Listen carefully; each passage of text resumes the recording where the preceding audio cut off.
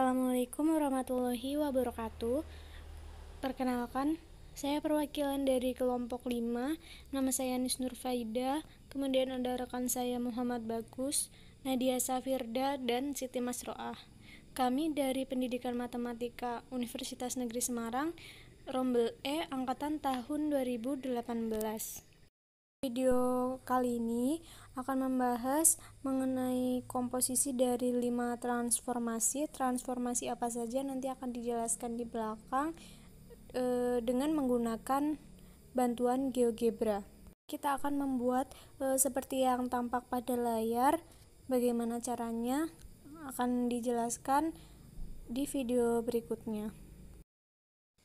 Misalnya soalnya demikian, terdapat segitiga KLM dengan K2,2, L4,2, dan M3,4. Kemudian akan dilakukan komposisi transformasi terhadap segitiga KLM, di mana ada refleksi geser, kemudian ada setengah putaran, ada pencerminan, ada rotasi, dan ada geseran. Kemudian ada ketentuan tambahannya, misalnya P0,0, kemudian terdapat seberang ruas garis berarah AB, terdapat garis F dan G, kemudian dirotasikan terhadap titik P dengan sudut 270 dan terdapat garis J serta ruas garis berarah RS yang ada pada C.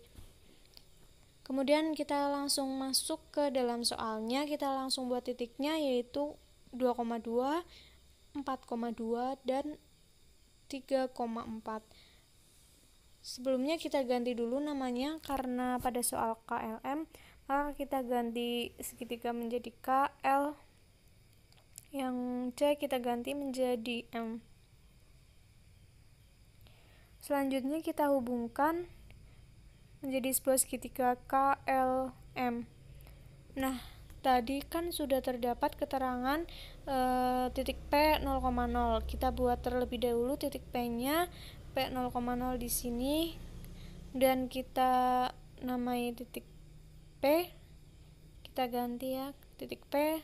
Selanjutnya kita ganti warnanya supaya terlihat berbeda, kita kasih warna hitam. Selanjutnya kita akan melakukan kita akan melakukan geseran ya. Yang pertama, geseran segitiga KLM terhadap ruas garis berarah AB. Kita buat vektornya terlebih dahulu. Titik A misalnya saya ambil di situ, kemudian titik B-nya itu ambil di sini. Nah, sehingga sudah terbentuk ruas garis berarah AB. Kemudian kita ganti warnanya supaya lebih jelas, warna merah misalnya. Setelah itu kita akan geser sejauh ruas garis AB ini. Menggunakan rumus translasi, kita klik objeknya, kemudian kita klik ruas garis berarah yang kita maksud, dan sudah terbentuk. Ini adalah hasil dari geseran segitiga KLM terhadap ruas garis berarah AB. Kita akan tunjukkan bahwa geseran itu merupakan hasil kali dua pencerminan terhadap garis-garis yang sejajar, di mana garis yang sejajar itu tegak lurus dengan ruas garis AB. Garis yang pertama itu titik potongnya ada di pangkal ruas garisnya, yaitu di titik A. Nah, ini dia garisnya, sudah kita bentuk. Kita ganti warnanya supaya lebih mudah membedakan. Kita pilih warna biru. Kemudian garis yang kedua itu harus sejajar dengan garis yang biru pertama tadi dan berpotongan di tengah-tengah ruas garis berarah AB. Kita hitung. Ruas garis berarah AB itu ada 6, 1, 2, 3, 4, 5, 6. Berarti tengah-tengahnya itu di 3. Koordinat 3 itu kita beri nama titik C. Nah, di sini ya beri nama titik C.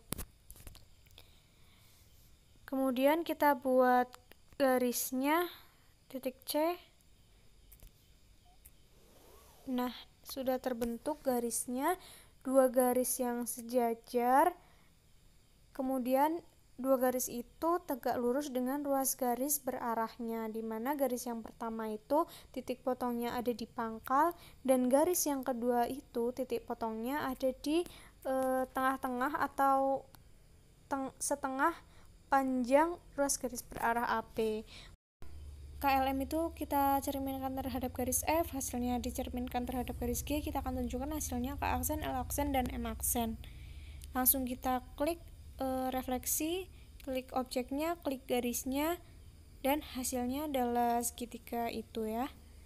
Kemudian kita refleksikan lagi, kita klik objeknya, kita ulangi ya. Selanjutnya kita akan coba refleksikan lagi, kita ulangi, kita klik refleksi objek terhadap garis, kita klik objeknya, kita klik garisnya, dan hasilnya adalah segitiga ini.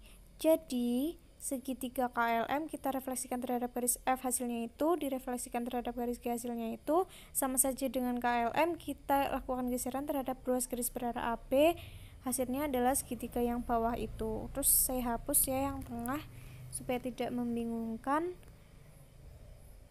Kita ganti warnanya menjadi warna hijau. Nah, hijau yang ini saja.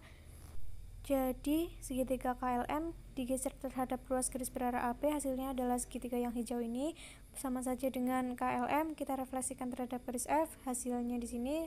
Kita refleksikan terhadap garis G, hasilnya sama juga di sini. Kemudian yang berikutnya kita akan, yang kedua adalah rotasi. Kita buat sudutnya terlebih dahulu, klik sembarang di sini, pilih sudut.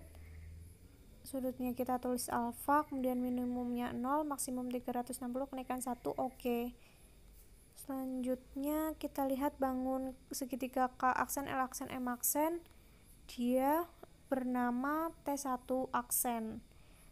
Kemudian kita akan rotasikan, kita tulis rotate, dan kurung buka T1 aksen, nama bangunnya, kemudian koma, sudutnya adalah alfa, kemudian koma titik P, di mana P menjadi titik pusatnya, kemudian enter. Nah, sudah jadi. Sedangkan pada soal tadi adalah sudutnya 270, sehingga kita atur saja.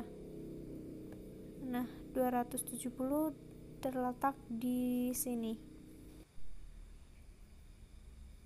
Jadi segitiga K aksen, L aksen, M aksen kita rotasikan terhadap titik P, sudutnya adalah 270, kemudian berlawanan arah jarum jam, hasilnya adalah segitiga ini.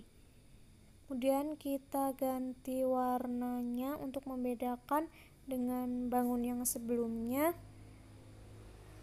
White, kita pilih warna yang belum ada adalah biru. Selanjutnya komposisi yang ketiga adalah hasil rotasi itu kita refleksikan terhadap garis F. Garis F-nya adalah ini. Langsung saja kita klik refleksi refleksi objek terhadap garis, kita klik objeknya, kita klik garisnya, dan hasilnya adalah segitiga yang ini, segitiga K triple aksen, M triple aksen, dan L triple aksen. Kemudian kita ganti warnanya langsung supaya membedakan dengan yang lain. Kita pilih warna kuning saja. Selanjutnya segitiga kuning ini kita lakukan setengah putaran terhadap titik P 0,0. Langsung saja klik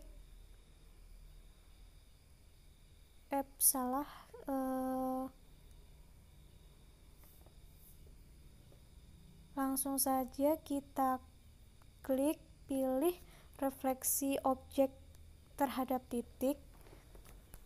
Kita klik objeknya dan kita klik titiknya. Dan hasilnya adalah segitiga DEF ini. Dan kita ganti supaya namanya sama, di mana E adalah L refleksi L, maka kita ganti E dengan L 4 aksen. Kemudian si F hasil refleksi dari M triple aksen, jadi F itu kita ganti M 4 aksen. Kemudian untuk D hasil refleksi dari K triple aksen, maka D kita ganti menjadi K 4 aksen. Jadi segitiga ini kita lakukan setengah putaran terhadap titik P, hasilnya adalah segitiga ini. Selanjutnya kita akan tunjukkan segitiga K triple aksen, L triple aksen, M triple aksen apabila dilakukan setengah putaran terhadap titik P, hasilnya adalah segitiga itu sama saja dengan kita membuat garis yang tegak lurus di titik potongnya di titik P. Garisnya yang pertama adalah seperti itu, kemudian yang kedua seperti ini, dan kita akan tunjukkan segitiga ini apabila dicerminkan terhadap kedua garis yang tegak lurus tadi, hasilnya adalah segitiga ini. Kita akan buat garisnya terlebih dahulu, garis yang tegak lurus di titik P. Garisnya sudah terbuat, kita bentuk, ubah warnanya menjadi warna hijau supaya lebih mudah membedakan. Kemudian garis yang kedua, titik potongnya di P tegak lurus dengan garis yang hijau tadi, kita ganti warnanya menjadi warna hijau. Jadi sudah terbentuk garisnya. Kita akan tunjukkan segitiga ini, kita refleksikan terhadap garis H ini, hasilnya di sini. Kemudian kita refleksikan terhadap garis I, hasilnya di sini. Langsung saja refleksi objek pada garis, klik objeknya, kemudian pilih garisnya, dan sudah jadi menjadi segitiga EFD. Lalu kita refleksikan lagi, klik objeknya, kemudian pilih garisnya, dan ternyata hasilnya itu di segitiga ini lagi. Artinya sama dengan kita melakukan setengah putaran bangun ini terhadap titik P, hasilnya di segitiga ini. Dan perhatikan garis yang tegak lurus ini yang warna hijau. Bangun ini kita refleksikan terhadap garis H, hasilnya di sini. Kemudian kita refleksikan lagi terhadap garis I, hasilnya di sini. Jadi hasilnya sama. Terus saya hapus supaya tidak membingungkan, tapi garisnya tidak saya hapus, garis yang hijau itu, supaya teman-teman bisa membayangkan bahwa setengah putaran itu merupakan hasil kali dua pencerminan terhadap garis yang tegak lurus. Saya ganti bangunnya menjadi warna ungu untuk membedakan dengan yang lain. Jadi segitiga yang ungu itu merupakan hasil setengah putaran segitiga kuning terhadap titik P. Selanjutnya kita akan melakukan refleksi geser, di mana refleksi geser itu merupakan komposisi dari geseran dikomposisikan dengan pencerminan. Pada soal tadi ada refleksi gesernya itu dicerminkannya terhadap garis J dan ruas garis berarah RS. Kemudian kita buat garis J-nya dulu sembarang, saya ambil di sini. Kemudian bentuk garisnya. Sudah terbuat atau sudah terbentuk garis J.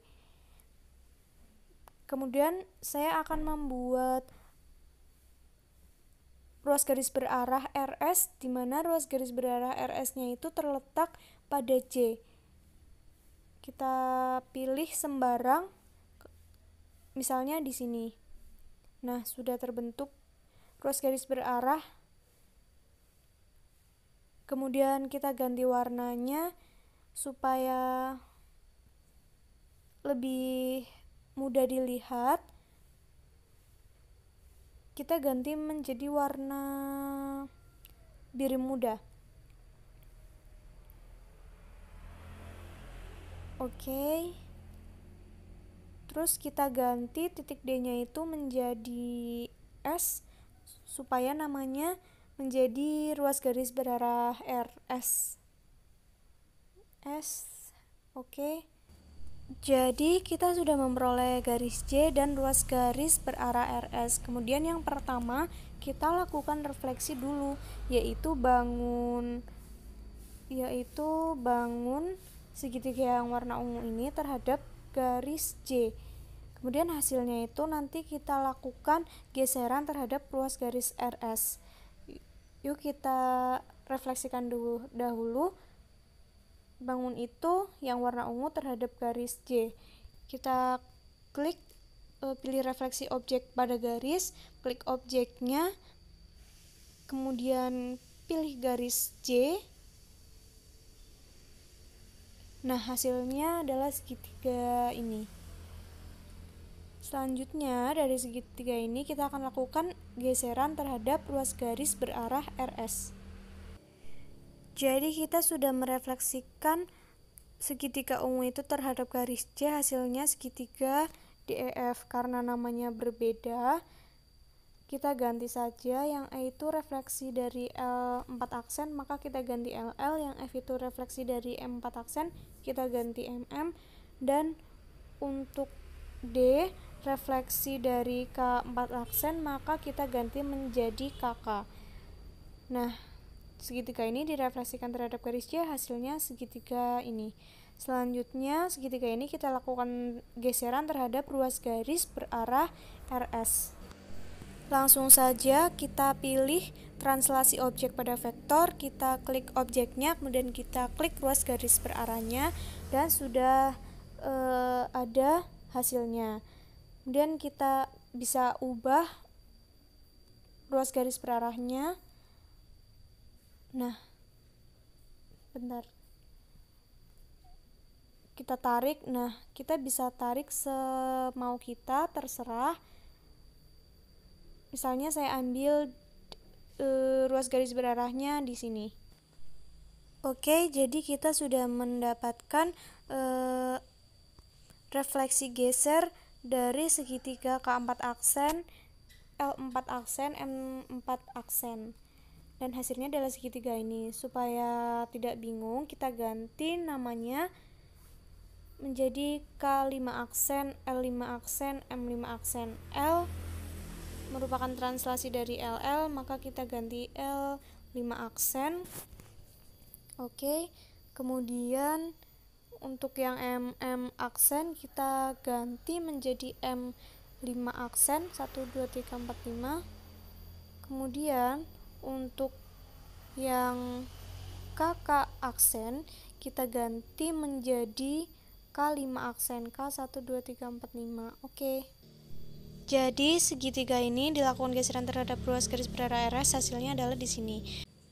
Kesimpulannya, bangun ini kita lakukan refleksi geser itu sama saja kita mencerminkan terhadap garis J terlebih dahulu. Bangun ini kita cerminkan terhadap garis J, hasilnya ini. Kemudian bangun ini kita lakukan geseran terhadap ruas garis berarah RS, hasilnya adalah bangun ini.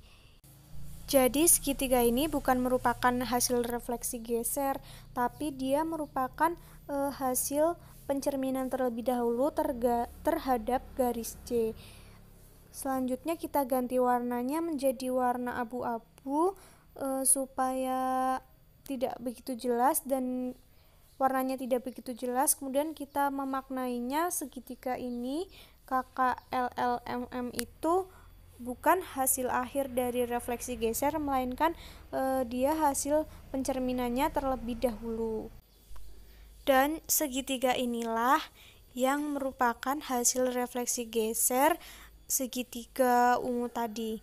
Kemudian kita ganti saja warnanya untuk menunjukkan bahwa segitiga itu merupakan hasil refleksi geser dari segitiga K4 aksen, L4 aksen, dan M4 aksen.